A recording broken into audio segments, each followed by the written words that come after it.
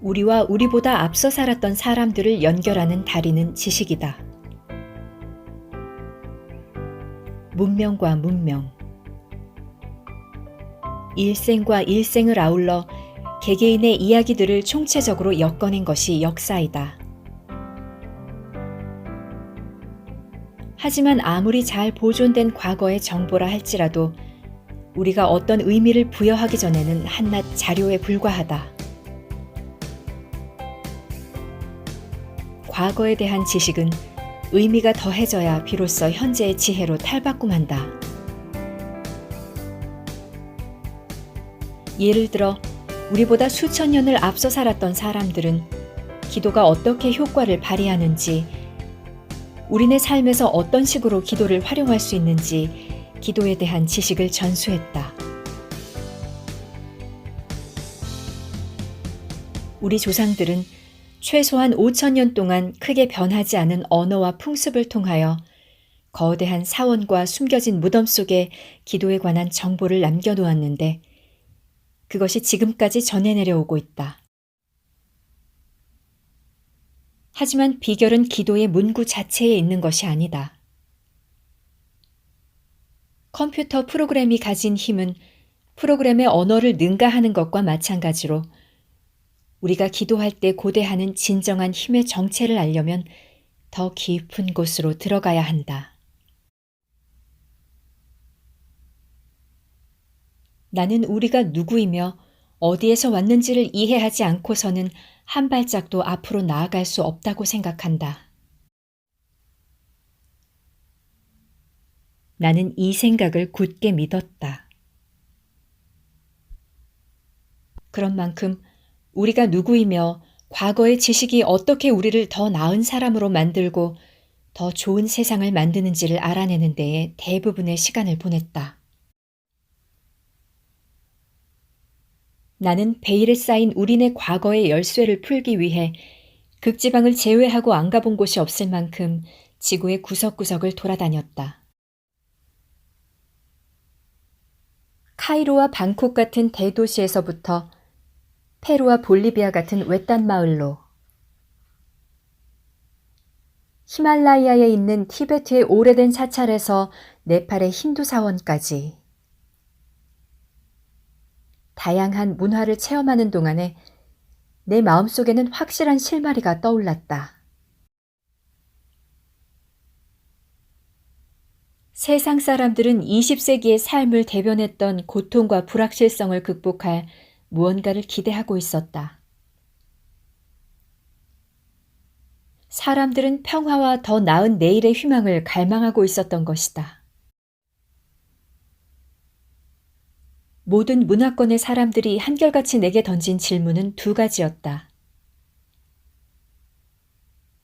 첫 번째 질문은 세상이 지금 어떻게 돌아가고 있는가였고, 두 번째는 더 나은 세상을 만들기 위해 우리가 할 수 있는 일은 무엇인가였다. 이 두 가지 의문은 오늘날의 기도 관습과 태초에 시작된 소중한 영적 전통 사이의 관계를 이해하면 풀 수 있을 것이다. 400년 전 아메리카 대륙의 남서쪽 고지대 사막에 살았던 위대한 지혜의 수호자 나바호 인디언은 땅과 자연과 주변 부족에 의해 고난을 겪어야 했다. 그들은 극심한 가뭄과 더위, 식량의 부족이라는 극단적인 환경을 겪는 동안 바깥 세상의 혹독한 환경을 견디기 위해서는 고통에 숨겨진 내면의 힘을 이용해야 한다는 것을 깨달았다. 고대인의 지혜가 늘 그렇듯이 나바호 인디언의 전통은 행복이든 고통이든 모두 똑같이 우리의 책임이라고 강조한다. 일명 아름다운 기도라 불리며 오늘날까지 전해 내려온 그들의 지혜는 기록의 구절마다 조금씩 다르기는 하지만 그 기도에 깃든 정신만은 짤막한 세 구절로 요약될 수 있다. 나바호 인디언의 연장자들이 단 세 마디에 담아낸 세상이 안팎으로 연결되어 있다는 심오한 지혜는 과학적으로는 최근에 들어서야 비로소 사실로 입증되었다. 나바호 인디언의 기도에 따르면 신체의 생리 반응을 변화시키고 양자 세계의 가능성에 영향을 미칠 수 있는 능력이 우리에게 있다. 세 부분으로 이루어진 나바호 인디언의 이 기도는 아주 단순하고 쉬운 말로 메시지를 전달한다. 아름다움과 더불어 살고, 아름답게 살며, 아름다움을 인생의 기반으로 삼아라.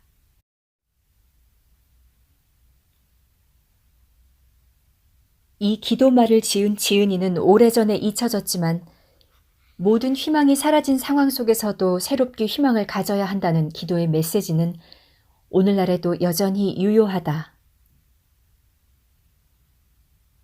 나바호 인디언의 아름다운 기도에는 단순한 말 이상의 것이 담겨 있다. 인류가 풀어야 할 가장 큰 난제 중에 하나를 풀 수 있는 열쇠가 이 단순한 기도의 말 속에 들어있는 것이다. 인생의 상처를 어떻게 극복할 수 있을까? 행여 상처를 입을까 하는 두려움에 매일 무의미한 삶을 살아가기보다는 아름다움과 기도의 힘을 발판 삼아 삶의 경험 속으로 뛰어들어가야 한다. 우리를 덮칠지도 모르는 고통은 일시적이라는 것을 알아야 한다. 아주 오래전 나바호 인디언들은 아름다운 기도를 통해서 힘과 위안을 얻고 세상의 고통에 대처하는 길을 찾았다. 남아메리카의 나바호 인디언이나 티베트 승려의 전통에는 어떤 비결이 숨어 있기에 대부분의 사람들이 이 땅과 사람들과 절대자와의 관계를 상실하고 방황할 때에도 이들은 안정적으로 평화롭게 행복하게 지낼 수 있었을까? 이들의 어떤 지혜를 따르면 더 나은 사람들과 더 나은 세상을 만들 수 있을까? 선조들이 남긴 유산 속에는 마음을 치유하고 평화를 부르는 기도의 비결이 숨어 있다. 고대의 그노시스파와 에세네파의 글에서부터 아메리카 대륙 전역에 걸쳐 생존하고 있는 인디언 부족들의 전통에 이르기까지 상처와 축복과 아름다움을 우리가 극한의 시련을 이겨내기 위한 열쇠로 인정하고 있다. 기도는 경험을 통해 깨달은 교훈을 삶에 적용하는 언어이다. 이러한 관점에서 보면 지혜와 상처는 동일한 경험의 양극단이며 동일한 순환 고리의 시작이자 완성이다. 우리는 소중한 것을 잃어버리거나 어떤 것에 실망할 때 혹은 우리의 감정을 송두리째 흔드는 소식을 접할 때면 본능적으로 상처부터 받는다. 지혜는 치유된 상처에서 나온다. 우리는 고통스러운 경험에서 새로운 의미를 찾음으로써 상처를 지혜로 승화시킨다. 축복, 아름다움. 기도는 변화를 일으키는 도구이다. 축복은 상처받은 감정을 다른 감정으로 대체하고 인생의 상처로부터 해방되는 길이다. 우리에게 상처를 준 사람들이나 사물을 축복할 때 고통의 고리는 일시적으로 정지된다. 정지하는 시간이 한순간이든 하루 종일이든 차이는 없다. 시간의 길이에 상관없이 축복을 하는 동안에는 치유와 새로운 인생을 향한 문이 활짝 열린다. 상처에서 벗어나 있는 동안에 다른 무언가가 머리와 마음속으로 들어온다는 것이 중요하다. 그 무언가는 바로 아름다움의 힘이다. 성스러운 고대의 전통에 따르면 아름다움은 만물에 깃들어 있다.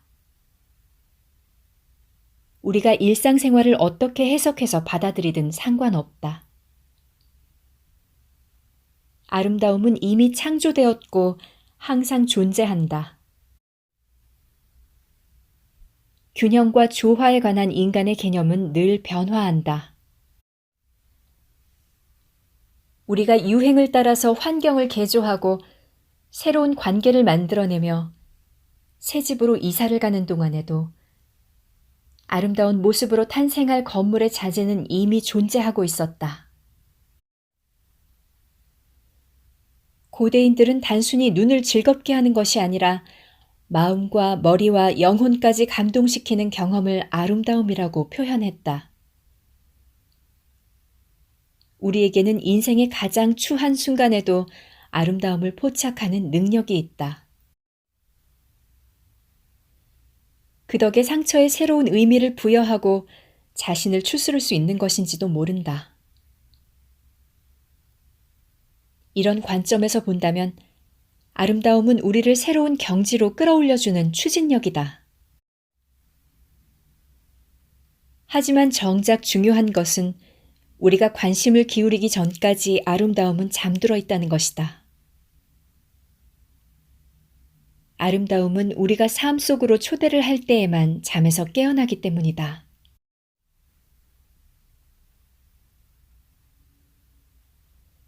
세상은 우리가 어떤 생각과 감정을 가지고 있든 최대한 합리적이고 사랑스러운 사람이 되라고 몰아친다. 국경 너머에서는 전쟁과 인종학살이 자행되고 나와 다르다는 이유로 서로를 미워하는 상황은 여전하다. 그런 상황 속에서 어떻게 하면 평화와 치유 같은 감정들을 느낄 수 있을까? 우리를 둘러싼 이런 상황을 극복하기 위해서는 상처와 고통과 분노와 미움으로 점철된 순환의 고리를 끊는 길을 어떻게든 발견해야 한다. 그 방법은 고대인들이 남긴 유산과 전통 속에 고스란히 남아있다. 그들은 우리네 인생이 우리의 모습을 비추는 거울, 그 이상도 그 이하도 아니라고 말하고 있다. 아름다움을 느끼느냐, 고통을 느끼느냐는 순전히 우리의 능력에 달렸다는 뜻이다. 우리들 각자가 세상을 치유하거나 고통을 양산하는 데 기여하고 있다는 고대인들의 생각은 점차 많은 과학적 연구에 의해 사실로 드러나고 있다. 20세기 후반에 진행된 실험은 우리가 에너지장 속에서 헤엄치고 있으며 에너지장은 우리 모두가 세상의 사건들, 우주 만물과 연결되어 있음을 증명했다. 양자 홀로그램이나 신의 정신 등 여러 가지 제목으로 진행된 연구는 우리의 마음속에 품은 믿음과 기도가 에너지장을 통해서 주변 세상으로 전달된다는 것을 증명했다. 과학이나 고대의 전통이나 시사하는 점은 똑같다. 우리는 열망하는 것들을 삶 속에서 구체화시켜야 한다는 것이다. 그러기 위해서는 오늘날 지구상에서 가장 외딴 곳에 숨겨져 있는 잃어버린 기도의 가르침을 찾아야 한다.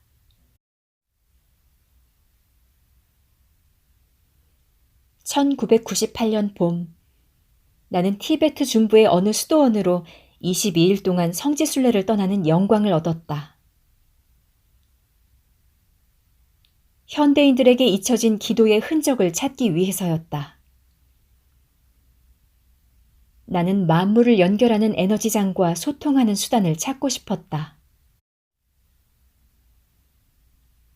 그곳에 사는 승려들은 4세기 초반 그리스도교의 성경에서는 찾아볼 수 없는 기도의 방법에 대한 가르침을 공유하고 있었다.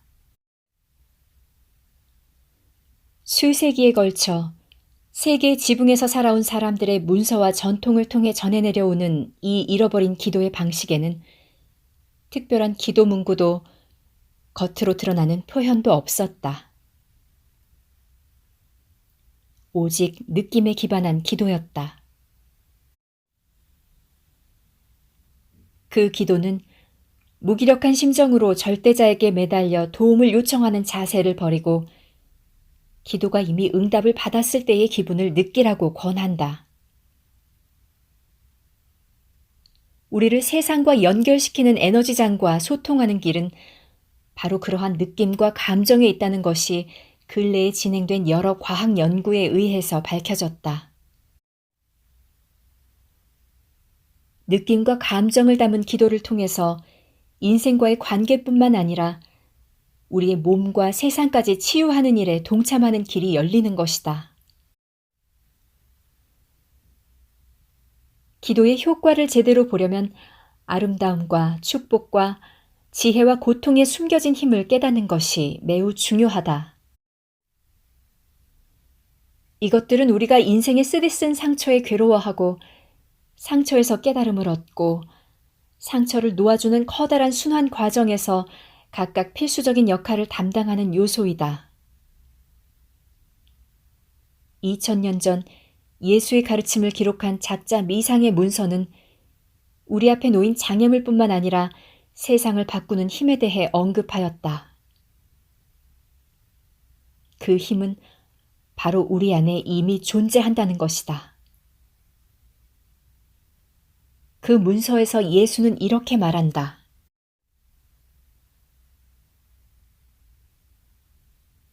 인간으로서 가장 하기 힘든 것은 천사에 대해 생각하는 것이며 천사가 하는 대로 행동하는 것이다.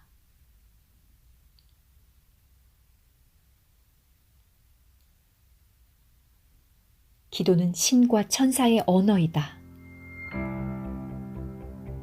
지혜와 아름다움과 은총과 더불어 인생의 고통을 치유하도록 우리에게 주어진 우주의 언어이기도 하다.